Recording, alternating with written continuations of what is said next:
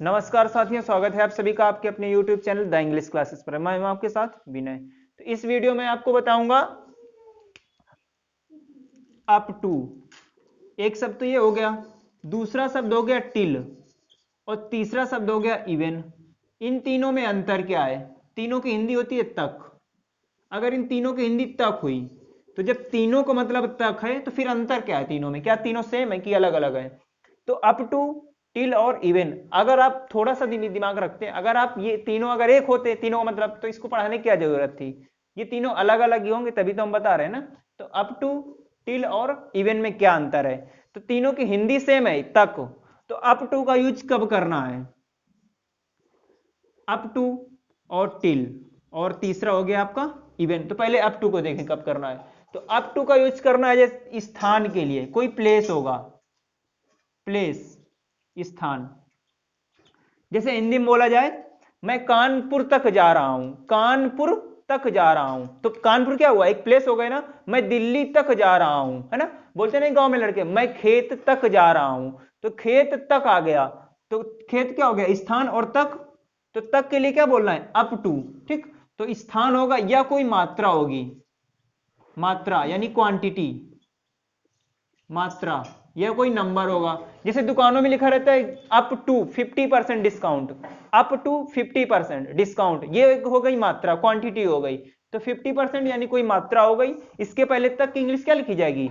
Up to. ठीक, तो ऐसे लिखा रहता है दुकानों में, आप देखना ऐसे लिखा रहता है अप टू 50%, इस तरह से लिखा रहता है up to 50%, up to 80%, up to 30%। तो इस अप टू का मतलब होता है तक, यानी 50% तक आपका डिस्काउंट है, 80% तक आपका डिस्काउंट है। तो अप टू कब बोलना है? जब कोई प्लेस का नाम लेना हो या फिर कोई मात्रा यानी क्वांटिटी हो। अब आएगा टिल। तो टिल का यूज कब करना है? तो टिल का यूज भी करना है तक के लिए। ये किसके लिए होगा? तो ये टाइम के लिए होगा, समय के लिए। जैसे मैं 2 बजे तक पढ़ूंगा, तो 2 बजे तक, तो तक शब्द आ गया, नेक्स्ट टाइम हो गया। टाइम हो या डे हो, यानी मैं सोमवार तक आऊंगा, मैं मंगलवार तक जाऊंगा। तो टाइम हो या डेट हो या कोई डे हो या मंथ, यानी टाइम से संबंधित कोई बात होगी तो क्या बोलना है? टिल। ठीक, तो स्थान और मात्रा के लिए up to, time date day के लिए टिल, और इवन, इवन का यूज कहां होगा? तो इवन के लिए अन्य के लिए, अदर के लिए, अदर यानी अन्य के लिए। इनसे जो बच गया वो सभी,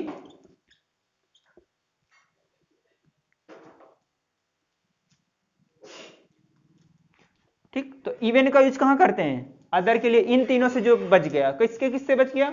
तो स्थान अगर कोई होगा तो अप टू, आप पहचानते होंगे स्थान क्या होता है, यानी प्लेस कोई क्या हो गया? मात्रा यानी क्वांटिटी, मात्रा।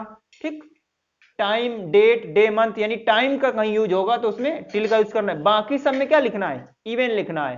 ठीक, जैसे बोलते हैं ना मैं खाना तक नहीं खाऊंगा, यानी मैंने खाना तक नहीं खाया, इतनी जल्दी में था कि मैं खाना तक नहीं खाया। तो खाना तक, तो खाना ना कोई स्थान है, ना कोई मात्रा है, ना कोई समय है, तो इसमें तक के लिए क्या बोला जाएगा? इवन।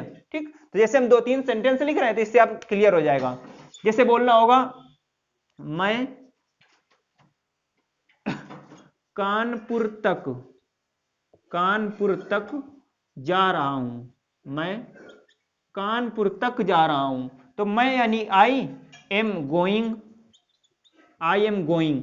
अब आ गया कानपुर तक, तो कानपुर एक होता है प्लेस, तो प्लेस के लिए क्या लिखना है? Up to. तो गोइंग अप टू कानपुर, ये लिखना है, गोइंग अप टू कानपुर। मैं कानपुर जा रहा हूं, तो ये हो जाता आई एम गोइंग कानपुर। कानपुर तक जा रहा हूं, यानी कानपुर के आगे नहीं, कानपुर तक ही जा रहा हूं, तो मैं कानपुर तक जा रहा हूं, तो I am going up to Kanpur. ठीक, इसी तरह कोई मात्रा होगी, यानी उस किसी भी चीज पे अगर कोई छूट हो गई, ये डिस्काउंट कोई भी मात्रा हो गई, तो उसके लिए अप टू का यूज करना है।